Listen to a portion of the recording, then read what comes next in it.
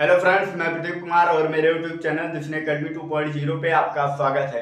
क्या आप सीटेट की तैयारी कर रहे हैं और आपने प्रीवियस ईयर क्वेश्चन पेपर अभी तक नहीं लगाया है या नहीं देखे हैं, तो आपके लिए एक इस चैनल पे सीरीज चल रही है हमारे यूट्यूब चैनल पे, आप उसे ज्वाइन कर सकते हैं। प्रीवियस ईयर क्वेश्चन पेपर लगाने के क्या फायदे होते हैं और आपका पेपर क्रैक करने में, पेपर पास करने में इसका क्या सबसे बड़ा रोल होता है, मैं आपको वीडियो के अंत में बताऊंगा।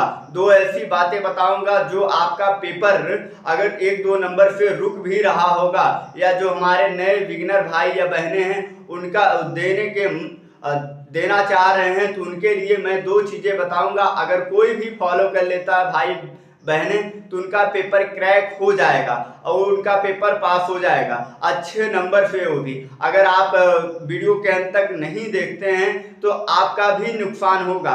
तो आप एक दो नंबर से जो रुक रहे हैं, हो सकता है इस बार भी रुक जाएं। भगवान ना करें आपका ऐसा हो। हम चाहते हैं कि आपका इस बार सीटेट का पेपर क्लियर हो जाए, क्रैक कर लें आप इसका।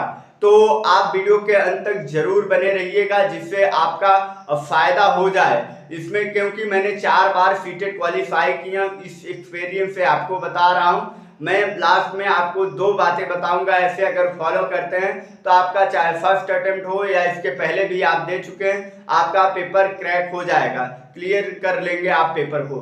तो चलिए बिना टाइम वेस्ट किए हम अपने प्रीवियस ईयर क्वेश्चन पेपर की तरफ बढ़ते हैं। जो हमारे पेपर में पूछे जा रहे हैं प्रश्न, उनको मैंने आज लिया हूं। तो इसके पहले भी कई टॉपिक पे मैंने कई क्वेश्चन आपको हल कराया हूं और मैथ का भी, सीडीपी का भी ट्रिक की सहायता से आपको कम समय में कैसे आपका ज्यादातर आंसर, आपका सटीक आंसर मिले। आप हमारे चैनल के साथ जरूर जुड़ के देखें कैसे मैंने आपको समझाया हूं, चाहे मैथ का एकदम बेसिक से शुरू किया हूं। तो यहाँ पे आपका, चलिए हम स्टार्ट करते हैं। अपना पहला क्वेश्चन यहाँ पे है आपका, शब्दकोश देखने की आदत का विकास में सहायक नहीं है। डैश यहाँ पे है में सहायक नहीं है। सहायक नहीं मतलब जो शब्दकोश बढ़ाने में जिसका सहायता नहीं चाहिए। तो यहाँ पे क्या है, पहला ऑप्शन क्या है, शब्द भंडार का विकास। ये आपका सही है। शब्द भंडार का जितना विकास होगा उतना ही अच्छा होगा शब्दकोश के लिए। व्याकरणिक कोटियों का ज्ञान भी होना चाहिए। व्याकरण आपको अगर नहीं आ रहा है तो आप कैसे लिखेंगे कोई चीज। और शब्द के अनेक अर्थ ज्ञान, तो शब्द के अर्थ जो लिखेंगे, शब्द जो लिखेंगे उनका अर्थ भी होता होगा कुछ, आपको पता होना चाहिए। और आपका लास्ट क्वेश्चन है आपका, जो ऑप्शन है मौखिक अभिव्यक्ति का विकास। इसमें शब्दकोश देखने की आदत का विकास में आपका ये जो है यही आपका नहीं है। मतलब ये सारे आंसर में आपका जो है यही वाला सही है, बाकी सारे गलत हो जाएंगे। क्योंकि यहाँ आपका गलत वाला पूछ रहा है तो सही वाले तो गलत हो जाएंगे और गलत वाला आपका सही हो जाएगा। मौखिक अभिव्यक्ति का विकास जो है इसमें शामिल नहीं है। आपका शब्दकोश से कोई मतलब नहीं है उससे। तो पहला आपको समझ में आया होगा। इसी तरीके से आपको हल करना है, कम समय में आपके जो आंसर आया सटीक एकदम आपके सुरक्षित, जिससे नंबर आपका सुरक्षित रहे। दूसरा क्वेश्चन क्या है हमारा, प्रश्न पत्र बनाते समय इस बात का ध्यान रखा जाना चाहिए कि कक्षा में डैश डैश हैं औसत स्तर के विद्यार्थी। क्या एक ही प्रकार के विद्यार्थी स्कूल में आते हैं जिनका आईक्यू लेवल एक ही होता है? आप देखेंगे कोई बच्चा उसमें तेज होता है, कोई थोड़ा एकदम कमजोर होता है, जिससे कोई औसत होता है। तो उसमें एक स्तर, यहाँ औसत स्तर के बच्चों को कह रहा है, एक ही समान नहीं बच्चे होते। तो ये आपका पहला ऑप्शन जो है गलत हो जाएगा। दूसरा क्या है, सभी स्तर के बच्चे हैं। हाँ, ये आपका सही लग रहा है। आगे भी देख लेते हैं, बच्चे अधिक अंक ला सके, ऐसा कोई मतलब नहीं है। इसमें आपका प्रश्न पत्र आप बना रहे हैं तो एक बच्चों को लेकर विशेष, एक बच्चे के अनुसार आपको नहीं बनाते हैं प्रश्न पत्र, इसलिए ये आपका अंक लाने के लिए नहीं है, क्योंकि उसमें सभी प्रकार के बच्चे होते हैं। बच्चे सरलता से प्रश्न पत्र हल कर सके। अरे आप इतना अगर क्लास 5-6 में आप पढ़ा रहे हैं तो आप क्या 1 क्लास के बच्चों के प्रश्न पत्र बनाएंगे जो सरलता से एकदम बोरिंग रहे?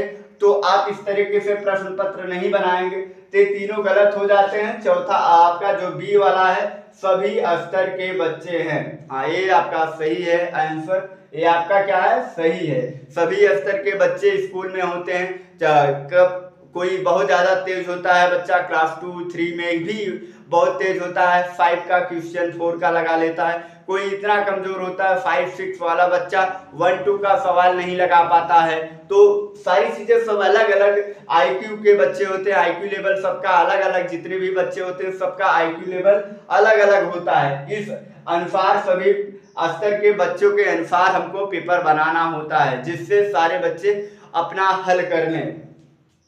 तीसरा क्वेश्चन क्या होगा? 2 क्वेश्चन तक आपको समझ में आया होगा अच्छे से। अब तीसरा क्वेश्चन क्या है? स्किनर के अनुसार भाषा डैश का विकास, यहाँ पे डैश का विकास का विषय है। यहाँ भाषा का विषय है डैश। यहाँ पे पहला सृजन, दूसरा अनुकरण, तीसरा वाद विवाद, लिपि। यहाँ पे आपका लिपि तो नहीं होगा, यहाँ पे आपका लिपि नहीं होगा। इन्होंने कहा इनके अनुसार जो भाषा का होता है, वाद विवाद भी नहीं होता है कि आप विचार विमर्श करते रहें। इन्होंने कहा था, इनके आप देखेंगे तो इनके अनुसार ये कहे थे कि बच्चा जो है भाषा का अनुकरण करता है। यहाँ पे क्या भरा जाएगा? आपका अनुकरण। बच्चा अनुकरण करके सीखता है। स्किनर के अनुसार क्या करता है? बच्चा भाषा को अनुकरण करके सीखता है, देखकर सीखता है। जैसे आप बोल रहे हैं, कोई छोटा बच्चा होता है जब जन्म लेता है तो पहले से नहीं बोलता है जी, आप धीरे धीरे वो आप जो बोलेंगे वही सीखता जाएगा। पहले पापा, फिर मम्मी, फिर दादा दादी, जैसे आप उसको सिखाएंगे उसी तरीके से अनुकरण करके जो जो आप करेंगे वही आपका अनुकरण करता है, कॉपी करता है। तो इसके बाद चौथा, यहाँ तक आपको समझ में आ गया होगा। इसके बाद चौथा क्वेश्चन क्या? उच्च प्राथमिक स्तर पर बच्चे समुचित भाषा शैली का प्रयोग कर सके एक महत्वपूर्ण उद्देश्य है। इसी उद्देश्य को प्राप्त करने में डैश डैश सहायक है। श्रुतलेख आपका है, लेखन है, लिखकर किया जाता है। साहित्य पठन, रेडियो सुनना। यहाँ पे रेडियो सुनने से कोई मतलब नहीं है। आपका श्रुत लेख भी नहीं होगा, श्रुत लेख लिखना नहीं आपको, यहाँ पे लेखन भी नहीं होगा। साहित्य पठन, अच्छा उस प्राथमिक स्तर पर कोई बच्चा है तो उसका भाषा शैली सुधारने के लिए क्या करते हैं? साहित्य का पठन कराते हैं अच्छे से। महत्वपूर्ण उद्देश्य आपका यही होता है। और चौथा एक आपका क्वेश्चन है, 5वां क्वेश्चन आपके लिए होमवर्क है। ये होमवर्क मैं हर आपके टॉपिक जितने कवर करता हूं, जो भी प्रीवियस ईयर क्वेश्चन पेपर बताता हूं, हर वीडियो के लास्ट में आपको एक होमवर्क देता हूं। आप इसको करिएगा और इसका आंसर आप कमेंट बॉक्स में जरूर बताइएगा कि इसके आंसर क्या है। मैं प्रश्न एक बार पढ़ देता हूं। 5वां क्वेश्चन क्या है? भाषा शिक्षक के रूप में आपका प्रथम दायित्व क्या होना चाहिए? बच्चे मानक हिंदी का प्रयोग कर सके। दूसरा ऑप्शन, या बच्चे भाषा प्रयोग में रुचि ले सके। दूसरी वाला है आपका ए एंड बी दोनों है, या इनमें से कोई नहीं। तो आपको इसमें से बताना है कौन सा ऑप्शन आपका सही है। उम्मीद करता हूँ यह टॉपिक आपको अच्छा लगा होगा। अगर अच्छा लगा होगा तो आप वीडियो को लाइक करिएगा, चैनल को सब्सक्राइब करिएगा और नए बिगिनर भाइयों के पास शेयर जरूर करिएगा। और हाँ, मैं आपको कुछ बताने वाला था कि लास्ट के वीडियो में लास्ट में कुछ बताऊंगा। तो मैंने कहा कि प्रीवियस ईयर क्वेश्चन पेपर लगाने से क्या फायदे होते हैं। तो फायदे बहुत होते हैं। आपके जो क्वेश्चन आते हैं सीटेट में वही प्रीवियस ईयर क्वेश्चन पेपर से ही रिपीट होते हैं। आप 2011 से उठा लीजिए 24 तक, देखिए वही सारे क्वेश्चन आपके बार बार नए क्वेश्चन नहीं बनाए जाते, वही क्वेश्चन बार बार रिपीट होते हैं। चाहे पैराग्राफ हो, आपका गद्य का हो या पद्य का हो, चाहे पेडागोजी के क्वेश्चन हो, सारे वही रिपीट होते हैं। मैथ का भी क्वेश्चन आपका वही रिपीट होता है। तो आपको प्रीवियस ईयर क्वेश्चन पेपर इसलिए लगाना महत्वपूर्ण हो जाता है। तो आपको अगर ऐसी कोई टीचिंग से रिलेटेड अपडेट के लिए आप हमारे चैनल के साथ जुड़ सकते हैं, क्योंकि कोई भी टीचिंग एग्जाम हो उससे कोई रिलेटेड न्यूज आती है तो सबसे पहले मैं इस चैनल पे प्रोवाइड कराता हूं, तो आप हमारे चैनल के साथ जुड़ सकते हैं। तो अब हम लोग मिलते हैं अगले टॉपिक के साथ।